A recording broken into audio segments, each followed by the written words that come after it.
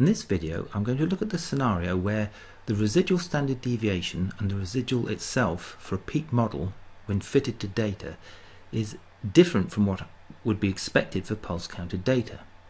We would expect the residual standard deviation to be close to unity, and we would expect a uniform residual showing that the data is modelled accurately across the whole range of the peak fit.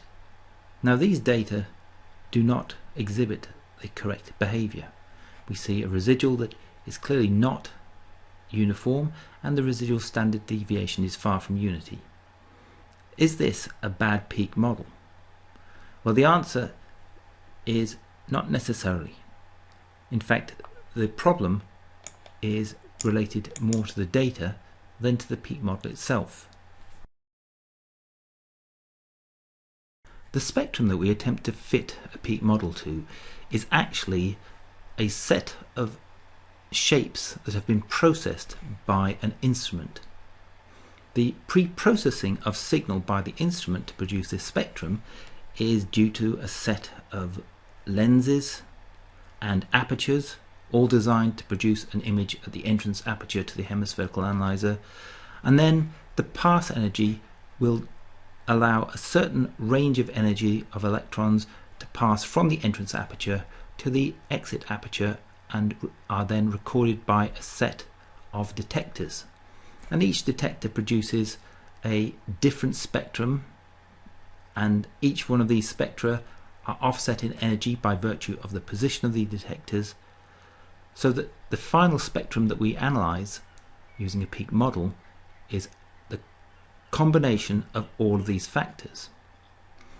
And there are two factors that are important when we attempt to get a more faithful shape within our data with respect to the original photoemission peaks.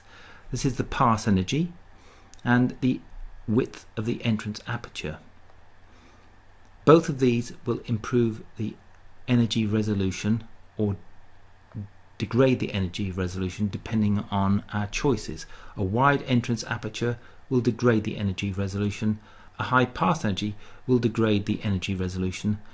Both wide entrance aperture and high pass energy will produce more electrons in a given time on the detectors for a given energy, and therefore our sensitivity is improved. But a consequence of improved sensitivity is that we have poorer energy resolution, meaning that we see more of the instrument and less of the original photoemission line. And this is the problem with the graphitic peak, that we are seeing part of the original line shape for the carbon 1s, but we are also seeing artifacts from how the instrument has been tuned. So having considered how spectra are constructed by an instrument, it then becomes possible to explain why we don't see a perfect residual standard deviation or a residual. These data were measured using the widest slot aperture on the entrance to the hemispherical analyzer for pass energy 40.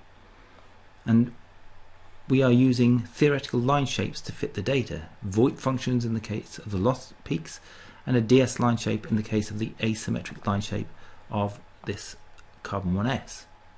There's clearly some type of difference between the theoretical shape and the data at this point here, and we can investigate how pass energy 40 is transferring the original distribution of the carbon 1s signal through to the detectors by limiting the entrance aperture slit using a narrower aperture within the lens column.